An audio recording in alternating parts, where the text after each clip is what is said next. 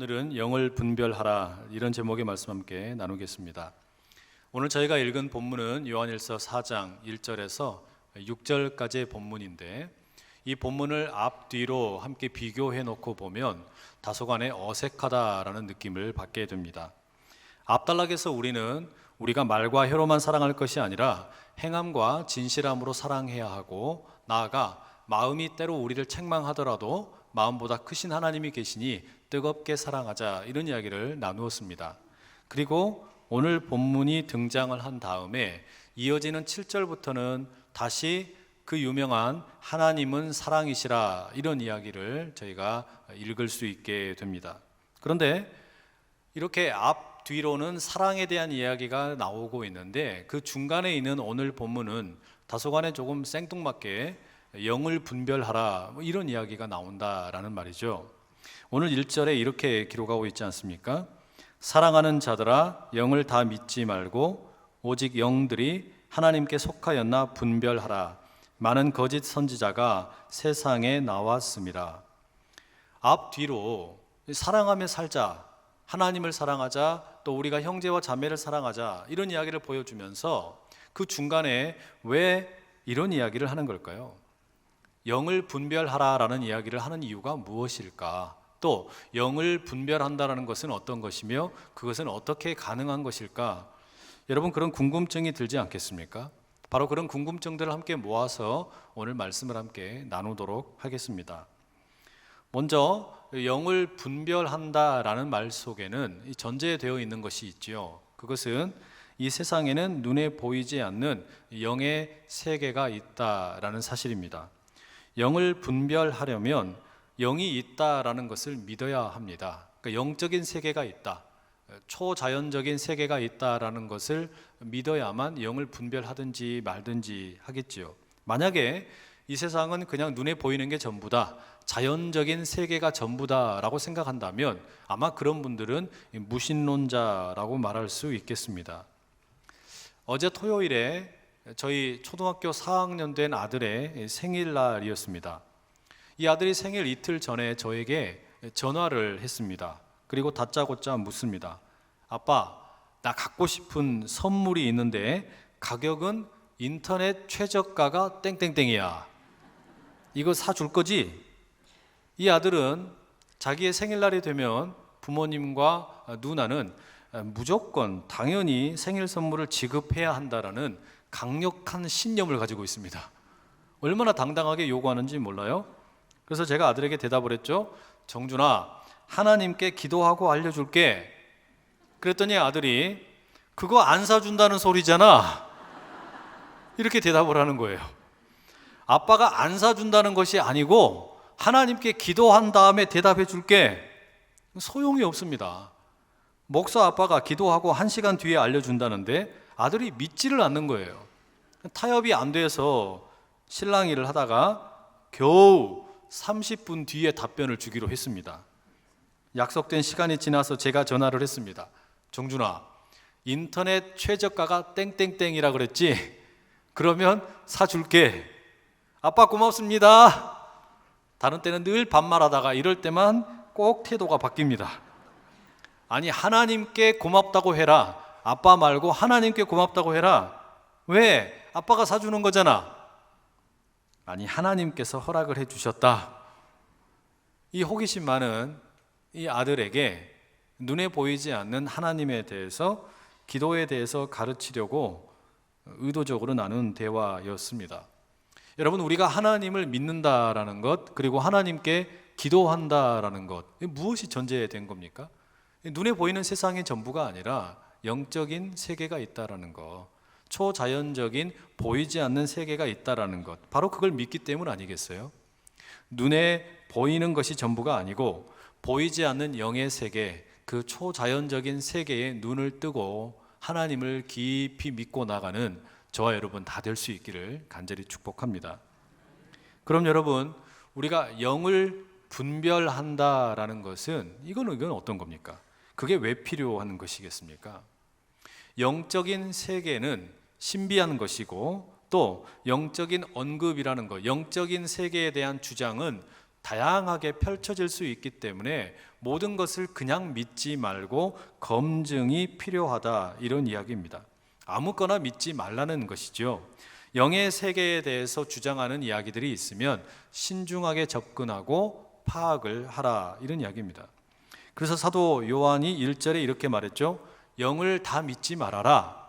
그 영이 하나님께 속한 것인지 분별해라, 이렇게 말합니다. 여기 말하는 분별이라는 단어는 헬라 말로는 도키마조라고 하는데요, 어떤 대상에 대해서 시험해보고 테스트한 후에 이것이 인정할 수 있겠다, 그 여부를 결정하라라는 의미를 갖고 있습니다. 그럼 여러분, 영을 분별하라 그럴 때 그 분별의 대상, 시험해봐야 할 그 대상이 무엇이겠습니까? 영이겠습니까? 영은 우리가 잘 모르잖아요. 영적인 세계에 대해서 주장하는 사람에 대해서 분별하라는 이야기입니다. 때문에 이 사도 요한은 거짓 선지자가 세상에 많이 나왔다라고 말합니다. 영적인 세계에 대해서 이야기를 들려주는데 그 영적인 세계에 대한 이야기가 가짜인 경우가 많다라는 것이죠. 하나님께 속하지 않은 영적인 주장을 하는 경우들이 있기 때문에 그런 사람들을 분별하라, 이런 이야기입니다. 이걸 예를 들면 사도행전 17장 11절을 생각해 볼 수 있습니다. 그 말씀이 이렇게 나오는데요, 세 번역으로 읽어드리죠. 베레아의 유대 사람들은 데살로니가의 유대 사람들보다 더 고상한 사람들이어서 아주 기꺼이 말씀을 받아들이고 그것이 사실인지 알아보려고 날마다 성경을 상고하였다. 이 바울과 실라가 전도 여행을 하다가 베레아라는 동네에 들어가게 되었고 그 동네 사람들에게 하나님의 말씀을 전하게 되었습니다. 그런데 이 동네 사람들이 열심히 바울이 전한 그 말씀을 잘 배웠지요. 그런데 이 사람들은 하나님의 말씀이라는 것 자체가 영적인 세계에 대한 주장이니까 이것이 진짜로 맞는지 참인지 거짓인지 확인하기 위해서 날마다 모여서 성경을 연구했다라는 겁니다. 그게 연구한 것이 성경을 상고했다라는 말이죠. 여러분, 이게 영분별입니다. 영분별이라는 것이 어려운 것이 아닙니다. 저는 제가 목사라는 사실이 아주 감사하고 또 감사합니다. 영적 세계를 인정하는 이 동종업계에 다른 프랜차이즈들이 많이 있는데요, 이분들은 영분별을 하기 위해서 참 여러 가지 일들을 많이 해야 됩니다. 작두를 타야 되기도 하고, 당모가지를 비틀어서 피를 뿌려야 될 때도 있고, 좁쌀을 상 위에다 그냥 쫙 뿌릴 때도 있고, 무슨 생년월일을 가지고 사주 팔자를 따지기도 합니다. 그러나 성경을 믿는 저는 그런 식으로 영분별하지 않아도 돼서 얼마나 감사한지 모르겠어요. 굳이 작두 탈 일 없고 당모가지 비틀 일 없고 하나님의 말씀을 깊이 상고하고 연구하고 묵상하면 된다라는 말이죠. 그렇다고 여러분, 하나님의 말씀을 상고하고 묵상하는 것이, 연구하는 것이 쉬운 것은 아닙니다. 그 말씀을 연구한다라는 것은 그냥 책상에 앉아가지고 연구한다라는 의미가 아니라 이 말씀이 정말로 그러한가 삶으로 살아본다라는 의미이기 때문입니다. 이 말씀이 정말로 나를 더 행복하게 만들어주는 말씀이냐, 이 말씀이 정말로 진리의 말씀이냐, 살아봐야만 그게 증명이 될 수 있기 때문입니다. 말씀을 삶으로 살아내므로 영을 분별하는 은혜가 우리 모두 가운데 함께하기를 간절히 축복합니다. 그럼 이제 여러분, 자연스럽게 생기는 질문이 있게 됩니다. 영을 분별한다 그럴 때 도대체 그 기준이 무엇이냐라는 겁니다. 우리가 자동차 고장이 나면 수리를 맡기게 될 때 이 자동차가 고장이 났는지 나지 않았는지 매뉴얼을 보고 그 기준을 따라서 판단을 하게 되죠. 마찬가지입니다. 영을 분별한다고 할 때에도 어떤 영적인 주장이 하나님께 속한 것인지 하나님께 속한 것이 아닌지 판단하기 위한 뭔가 선명한 기준이 있어야 되지 않겠어요? 바로 그 기준에 대해서 사도 요한이 2절과 3절에 이렇게 말합니다. 이로써 너희가 하나님의 영을 알지니 곧 예수 그리스도께서 육체로 오신 것을 시인하는 영마다 하나님께 속한 것이요 예수를 시인하지 아니하는 영마다 하나님께 속한 것이 아니니 이것이 곧 적그리스도의 영이니라. 오리라 한 말을 너희가 들었거니와 지금 벌써 세상에 있느니라. 여러분, 지금 2절과 3절에 영을 분별할 때, 말하자면 이 영적인 주장이 하나님께 속한 것인지 아닌지를 판별하는 기준이 뭡니까?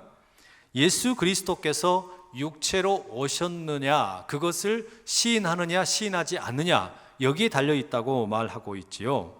예수 그리스도께서 육체로 오신 것을 시인하면 그 영적인 주장은 하나님께 속한 것이지만, 예수 그리스도께서 육체로 오신 것을 시인하지 않으면 그런 주장은 하나님께 속한 것이 아니다라고 말하고 있습니다. 그런데 여기서 여러분, 우리가 눈여겨봐야 될 것이 있습니다.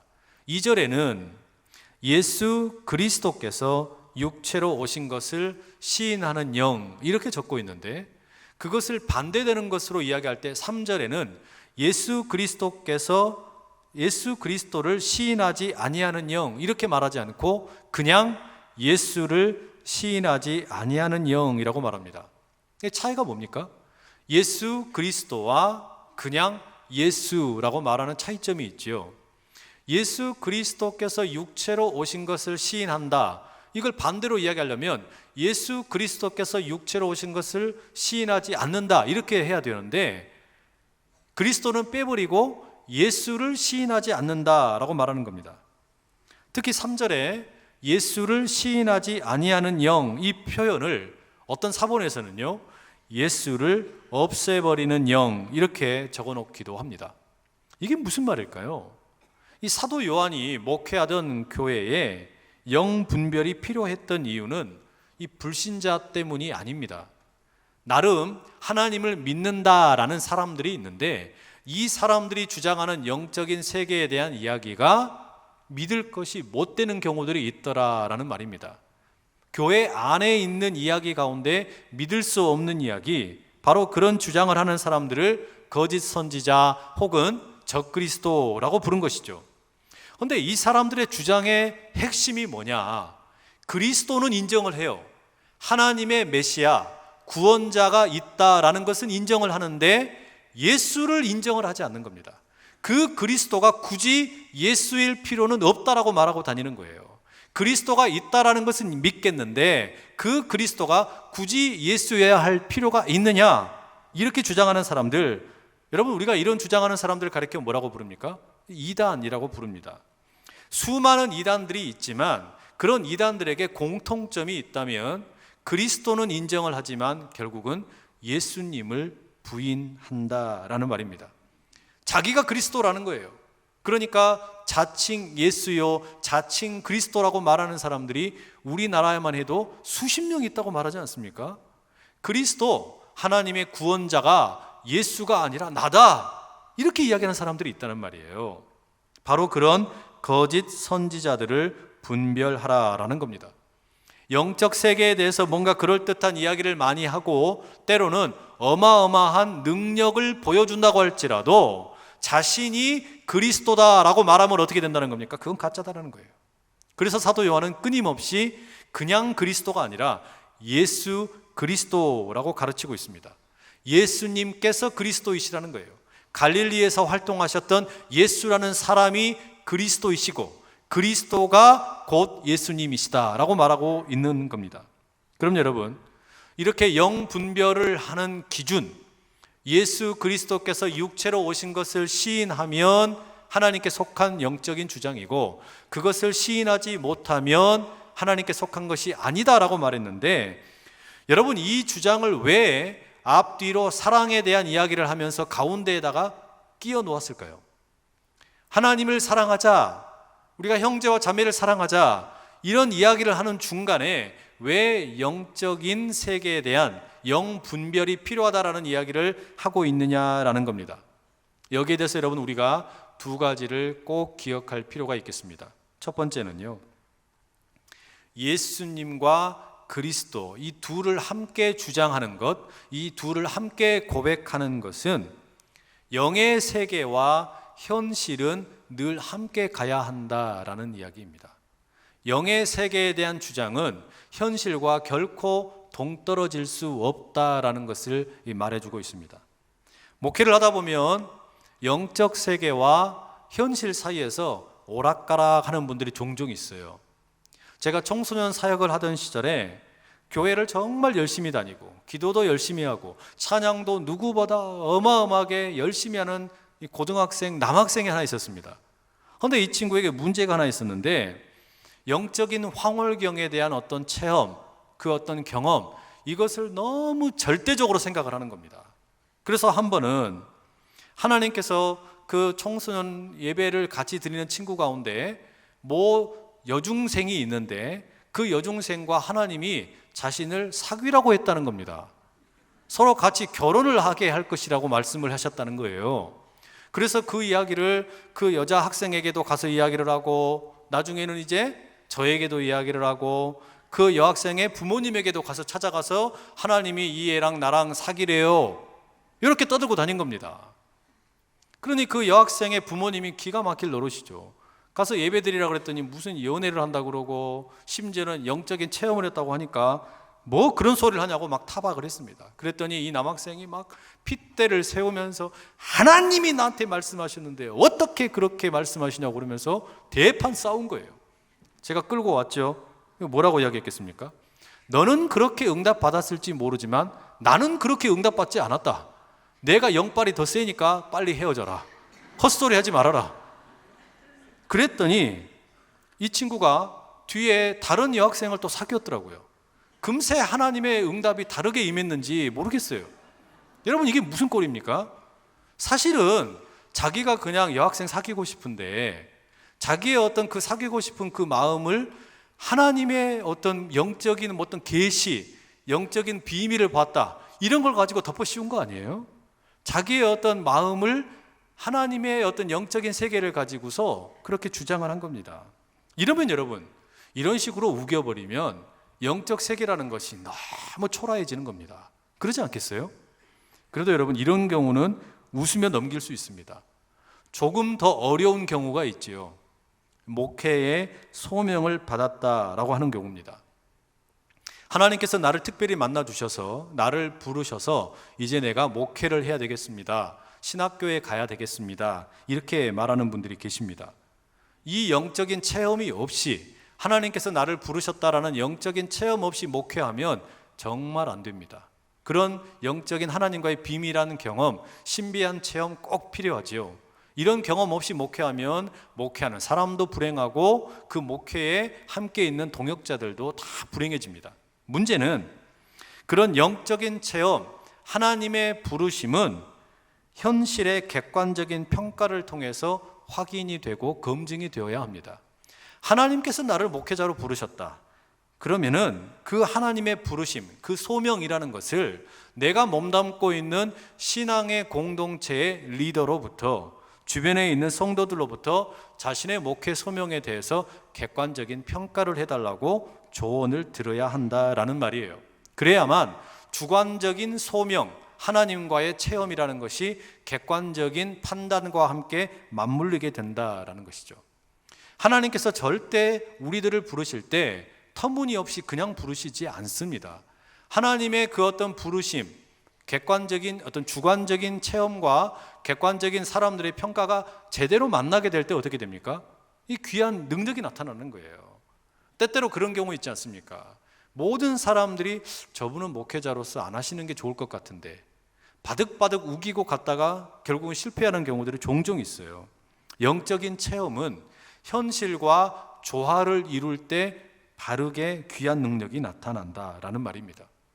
더 어려운 경우가 있습니다. 예언의 은사가 있다라고 말씀하시는 경우이지요. 하나님께서 자신에게 예언의 은사를 주셔서 영적인 비밀을 보았다, 그래서 내가 이 이야기를 할 테니까 나를 따라라 주장하는 분들이 계십니다. 몇 년 전에 어떤 여자 전도사님이 한국 땅에서 전쟁이 일어날 것이라고 예언을 하고 다녔습니다. 추종자들과 함께 D-Day가 되기 전에 한국을 떠났어요. 전쟁이 일어났습니까? 완전히 멀쩡하게 우리 모두 다 잘 살고 있습니다. 그 사람들만 이상해졌죠. 수십 년 전에는 다미 선교회라는 곳에서 종말을 예언했습니다. 수많은 사람들을 현혹을 해가지고 그 사람들을 다 재산을 팔게 만들고 헌금을 하게 만들고 완전히 삶이 다 망가져 버렸어요. 이런 경우가 너무 많아요. 이게 문제가 무엇입니까? 영적인 세계를 체험했다, 내가 예언을 한다, 이런 이야기들이 현실을 망가뜨린다면 그거 다 가짜입니다. 우리의 현실의 삶에 대해서 다 떠나게 만든다면 그런 성경의 예언, 하나님의 예언 다 거짓말이에요. 현실을 최선을 다해서 살라고 말씀하시지 현실을 등지고 떠나라고 말씀하는 경우는 없습니다. 여러분, 우리가 여기서 지금 기억할 게 뭡니까? 영분별이 왜 필요한 것이냐? 영적인 세계와 현실이 건강하게 만나야 이게 바른 신앙생활이 되는 것이지, 영적인 체험을 했다는 것이 내가 현재 살고 있는 현실을 부정하거나 현실을 모독하거나 그 현실을 그냥 무시하게 하는 것은 영적 진리가 아니라는 이야기예요. 이걸 여러분 우리가 기억할 필요가 있다는 말이죠. 신앙생활은 언제나 신비가 가득하고 놀라운 일들이 가득합니다. 그러나 그런 영적인 신비와 영적인 체험이 내 현실의 삶을 망가뜨리는 일이라면 여러분, 그것은 우리가 떠나야 될 필요가 있다라는 말이죠. 때문에 영적인 신비가 여러분의 삶의 현실 속에 깊이 뿌리 내릴 때 진정한 하나님의 능력이 나타나실 수 있기를 간절히 축복합니다. 두 번째로, 우리가 이 영분별에 대해서 왜 하나님을 사랑하고 형제와 자매를 사랑하라라는 이 이야기 속에 샌드위치처럼 두었을까? 여기서 우리가 생각해야 될 이야기는 영분별은 잘못된 내세주의를 이기도록 도와주기 때문입니다. 영적 신비가 현실에 뿌리 내리려고 하면은 이 내세주의를 극복해야만 합니다. 내세주의 자체가 나쁜 것은 아니죠. 내세라는 것은 죽음 이후의 삶이 아닙니까? 그러니까 사후 세계에 대한 믿음인데 우리 모두는 그 믿음이 있지요. 내가 몸이 다시 살 것을 믿는다. 예수님처럼 내가 부활할 것을 믿는다. 사후 세계에 대한 믿음, 내세에 대한 믿음이 있습니다.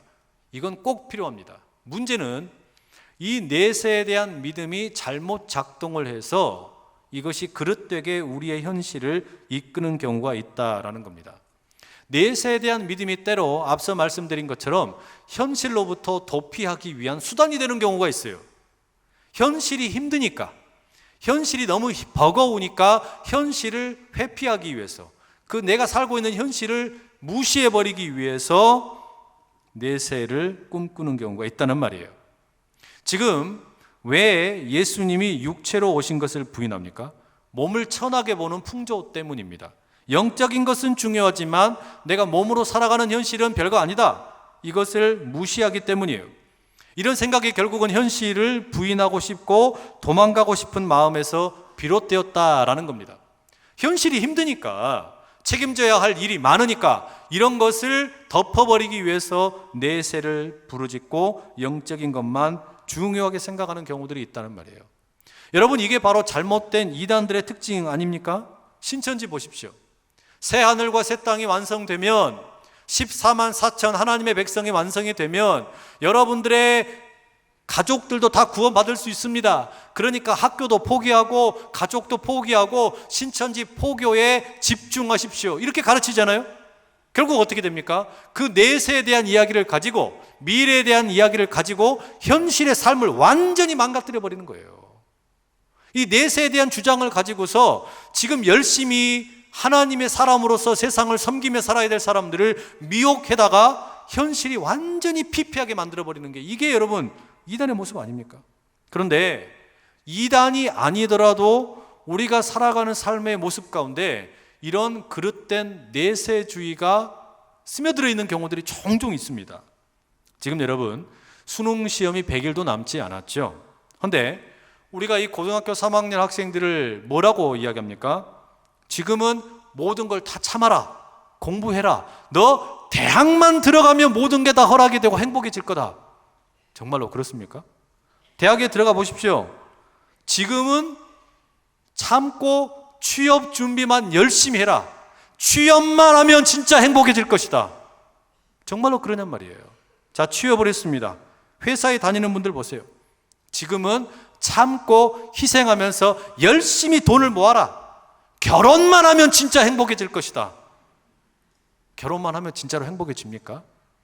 많은 분들이 아니라고 고개를 끄덕끄덕 하시는데, 여러분 결혼하면 또 어떻게 됩니까? 지금은 참고 집을 먼저 마련을 해라. 내 집만 마련하면 진짜 행복해질 것이다. 진짜로 그러냐는 말이에요.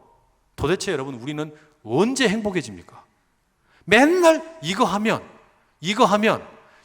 행복해진다고 그러다가 지금 내가 살고 있는 이 현실의 행복을 잃어버리고 살 때가 얼마나 많냐 이 말이에요.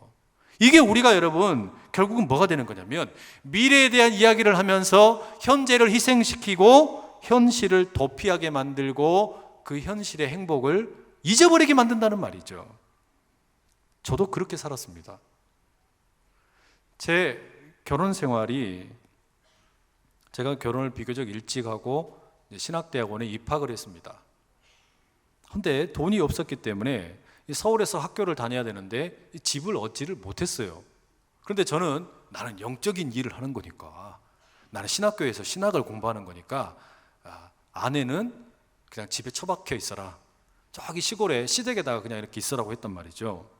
이 남자는 참 무뚝뚝하고 멍청해요. 그러면 안 되는데 그걸 이해를 못 해준 겁니다. 근데 이제 제가 주말에 내려가면 딸아이에게 뭐 까꿍까꿍 하면서 인사를 하면 얘가 대면대면 하고 모른 척 하는 겁니다. 아빠를 별로 잘 보지를 못하니까 오히려 삼촌이랑 더 친하게 지내는 거예요. 야, 이거 이래서는 안 되겠구나. 아내에게는 무조건 현실을 참으라고 이야기하고 미래에는 좋아질 거다, 사탕발림을 했는데 괜찮아질 거다 이야기했는데 이게 옳은 것 같지가 않은 거예요. 어렵게 서울에 친척이 방 한 칸을 내주셔가지고 이사를 왔어요. 그런데 거기에 같이 살 수가 없어서 다시 또 주말 부부가 되었습니다. 아내는 그 친척 집에 있고 저는 학교 기숙사에 있었다는 말이죠. 이 문제가 해결이 되는 게 아닙니다. 여전히 상황이 나아질 기미가 안 보입니다.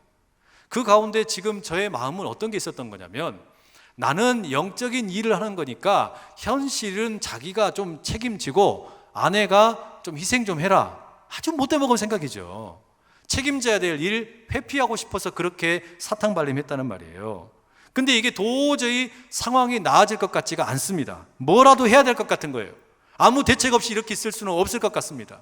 그러다가 어느 날 학교에서 미국에 있는 신학대학원과 자매결연을 맺고 있는데 교환학생을 뽑는다라고 합니다.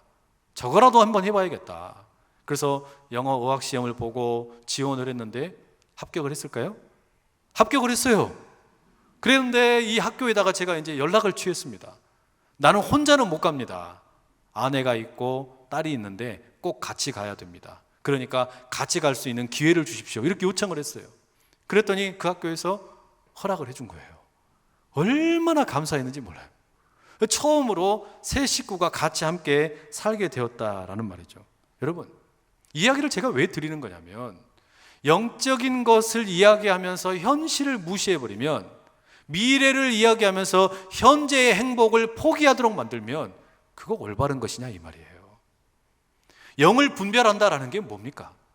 영적인 것을 분별한다, 영적인 주장을 우리가 분별하고 파악을 한다. 그건 여러분, 미래를 위해서 현실을 도피하라는 이야기가 절대 아닙니다.